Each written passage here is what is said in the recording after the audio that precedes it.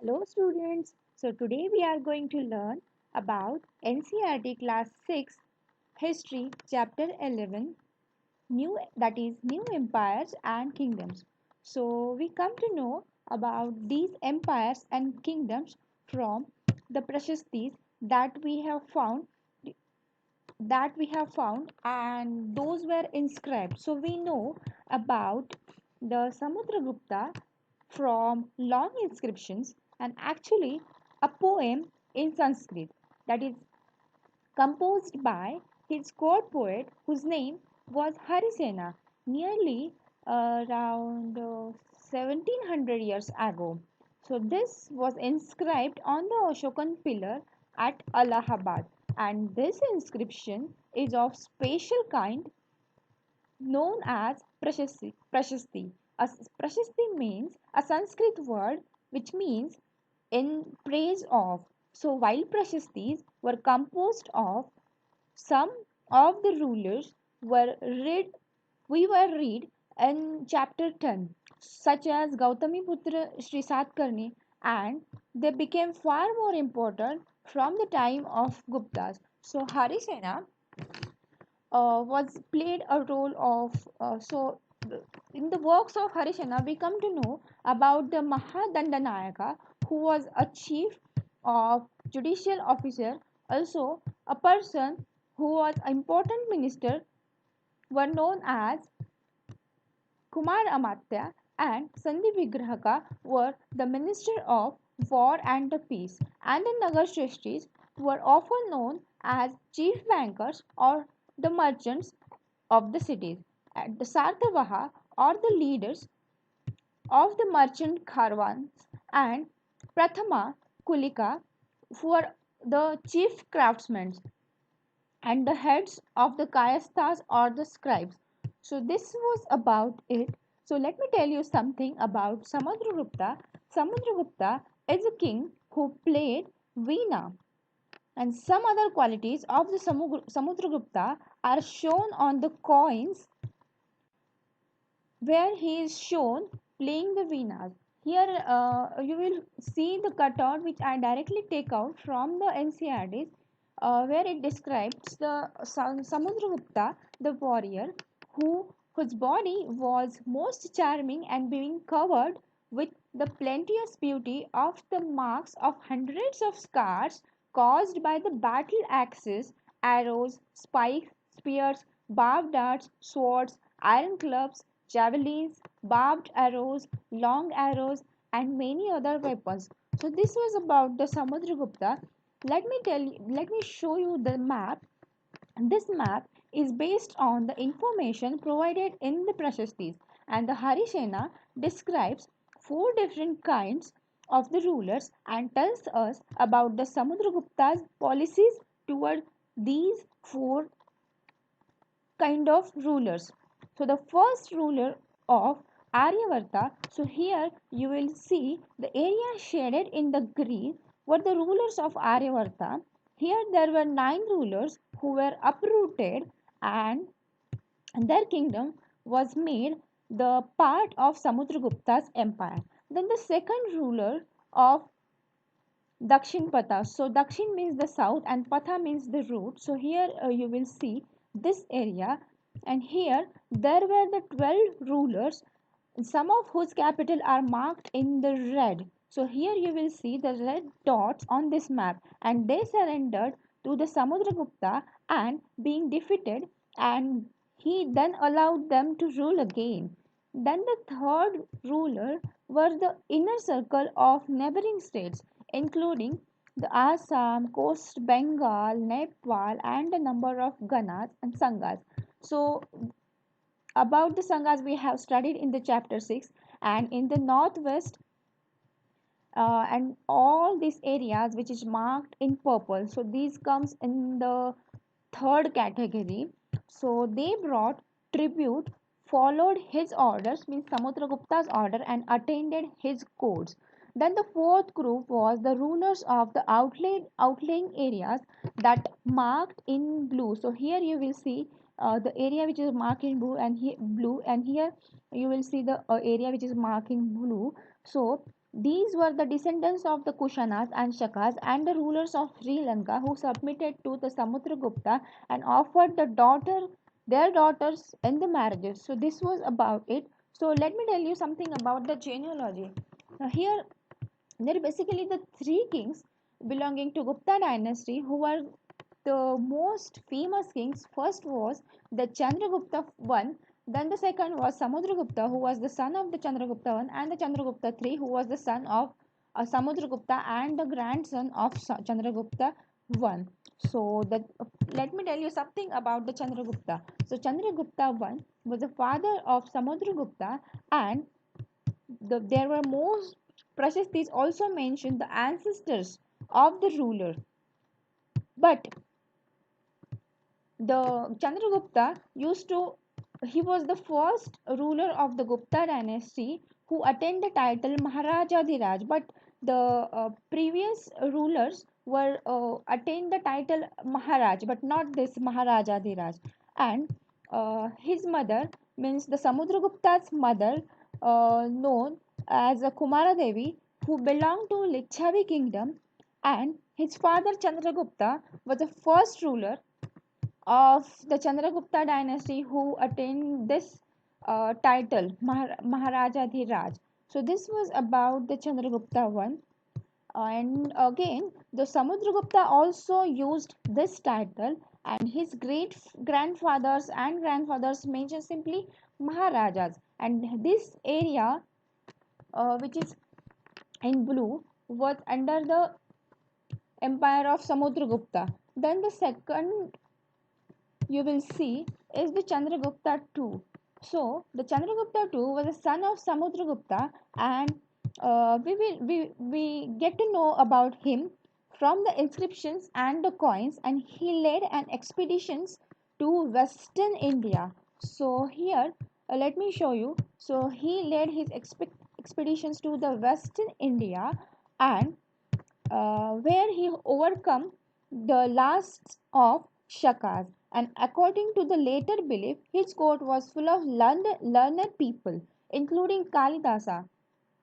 So, who was the Kalidasa was the poets, and Aryabhatta was the astronomers, and about whom we are going to learn in the next chapter. So, remember these two things. Kalidasa and the Aryabhatta were from the Chandragupta II's courts. So, remember this.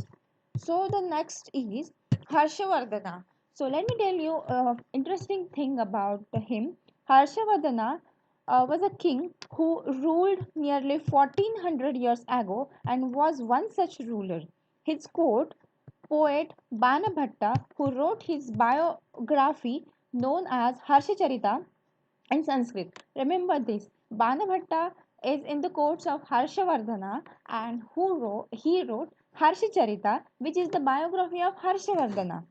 So this gives us the genealogy of Harsha and ends with his becoming king. So next is Zhuanzhang. Zhuanzhang was a pilgrim about whom we read in last chapter, and he also spent a lot of time at Harsha's court and left a detailed account of what he saw. So what he saw was Harsha was not the eldest son of his father, but he became the king of Thaneshwar after both his father and the elder brother died, and his brother-in-law was the ruler of Kannauj, and he was killed by the ruler of Bengal, and Harsha took over the kingdom of Kannauj, and then he led an army against the ruler of Bengal, and although he was successful in the east and conquered the Magadha and Bengal, he was not as successful elsewhere, and he tried to cross the Narmada to march into the Deccan, but was stopped by a ruler belonging to the Chalukya dynasty whose name was Pulakeshin II. So this was about the Harshavardhana. Let me take you to the southern part of India. So here you will see in the Chalukyas and the Pallavas and the Cheras, Pandyas. So this is the map. So the Pallavas and the Chalukyas were the most important ruling dynasties in the South India during this period. So the kingdom of the Pallavas spread from region around their capital, known as Kanchipuram, to the Kaveri Delta. so from Kanchipuram to the Kaveri Delta, while that of the Chalukyas was centered around the Raichur Doab. So remember this, Chalukyas, Raichur Doab, and the Pallavas, Kanchipuram to the Kaveri Delta. So what do you mean by Doab? Doab means the place between the two rivers. So Raichur Doab is the place between the two rivers, that Tar, Krishna and Tungabhadra. And the Aihole is the capital of Chalukyas, was an important trading center, and it developed as a religion center with a number of temples. The Pallavas and Chalukyas frequently raided one another's land and especially attacking the capital cities, which were prosperous towns.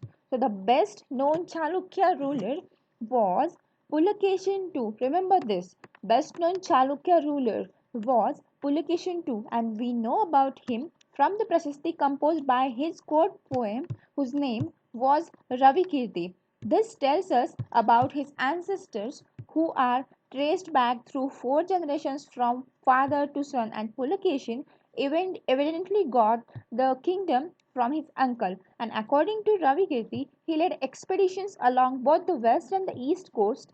Besides, he checked the advance of Harsha, and there is an interesting play of words in the poem. So Harsha means happiness, and the poem says that after this defeat, as we have already discussed in last slide, that Harsha was defeated by Pulikeshin too. So the poet says that after this defeat, Harsha was no longer Harsha. The Pulakeshin also attacked the Pallava king, who took shelter behind the walls of Kanchipuram. So this was about the Chalukyas, and the Pulakeshin too. So this was about the Chalukyas, and the Aihole was the capital of Chalukyas, and it was also the center of trade. So this was about the southern India kings. So let me tell you something about the common people. So the inscriptions of the Pallavas mention a number of local assemblies also. So these assemblies include Sabha and Urs. So what do you mean by Sabha? Sabha means the assemblies of the Brahmin landowners, and the Ur means the village assemblies where landowners were not Brahmins, and the Nagaram was the organization of merchants. So this was about it. Then the next is Kalidasa. Kalidasa was a poem who is known for his plays depicting life in the king's court. An interesting feature about this play is that the king and the most Brahmins are shown as speaking Sanskrit, while women and the men other than the king and Brahmin use Prakrit. So his most famous play, Abhigyana Shakuntalam, is a story. Sorry, is a story of love between a king named Dushyanta and a young woman named Shakuntala, and we find an interesting description of the plight of a poor fisherman in this play. Let me take you to this story.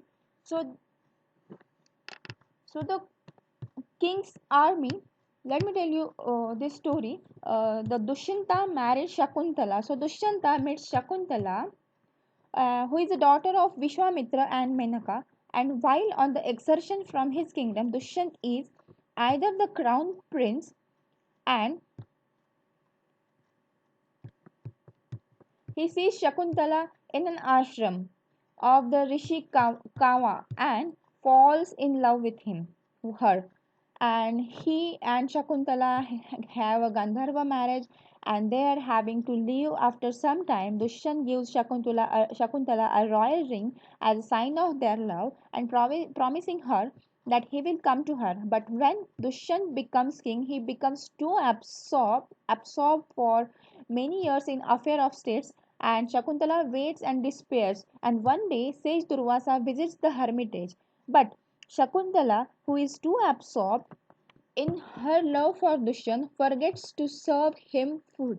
In a fit of anger, sage Durvasa curses her, saying that the person she is thinking about will forget her. And a shocked Shakuntala begs for forgiveness, and the sage, after recollecting his calm, assures her that the person will remember her again when she shows some proof of their acquaintances. So Shakuntala sets off to the capital and the Hastinapur to remind Dushyant of their past love. An accident occurs by which a fish consumes the royal ring, leaving Shakuntala with no formidable proof. Dushyanta does not recollect Shakuntala, but his memory and love are rekindled when a sage recovers the ring and brings it to the court.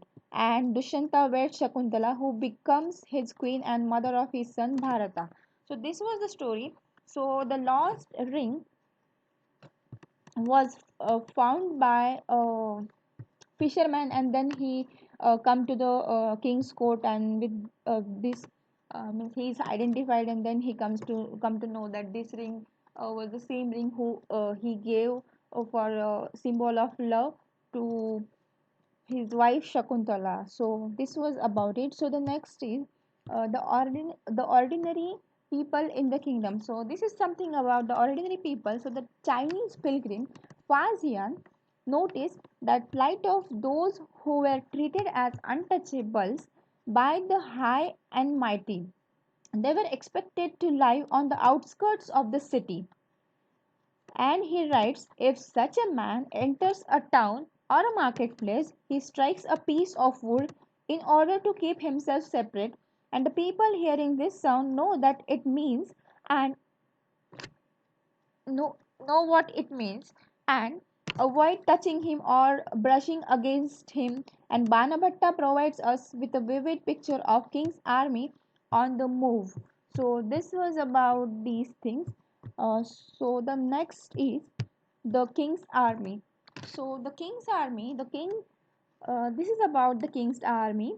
The king traveled with an enormous amount of equipment, and apart from weapons, there were things of daily use such as pots, pans, furniture, golden footstools, food, including animals such as goat, deer, rabbit, vegetables, spices carried on the carts or loaded on to the pack animals such as camels and the elephants. This huge army was accompanied by the musicians beating drums and other playing horns and trumpets.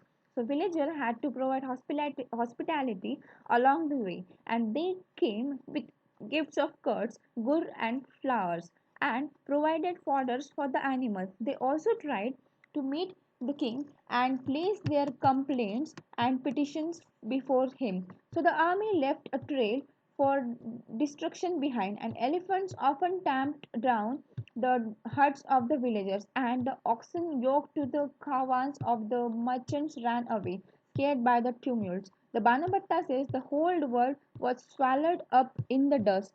So this was about it. So as in the last chapters also we have discussed, while discussing the history of India, we also focused on the international scenario. So let us have a look at the map of Arabia. Here is the map of Arabia, and it is basically Arab is a desert. It was a hub of communications for centuries, and in fact, Arab merchants and the sailors played an important role in the sea trade between India and Europe. And others who lived in Arabia were the Badawans and the pastoral tribes, depending mainly on the camels, hardly animals that could survive in the deserts. So, around 1400 years ago, Prophet Muhammad introduced a new religion known as Islam in Arabia. And like Christianity, Islam was a religion that laid stress on the equality and unity of all before Allah, the one supreme God. So here is a verse from the Quran, the sacred book of Islam, for Muslim men and women, for believing men and women, for devout men and women, for true men and women, for men and women who are patient and constant, for men and women who humble themselves, for men and women who give in charity, for men and women who fast, for men and women who guard their chastity chastity, and for men and women who engage much in Allah's remembrance. For them has Allah prepared forgiveness and great rewards. So within 100 years, Islam spread to North Africa, Spain, Iran, and India. So, Arab sailors who were already familiar with the coastal settlements of subcontinents now brought the new religion with them, and these Arab soldiers conquered Sindh in 13 years ago. Sindh is in present day Pakistan. So this was about the Arabia. So with this we have come to an end of this chapter.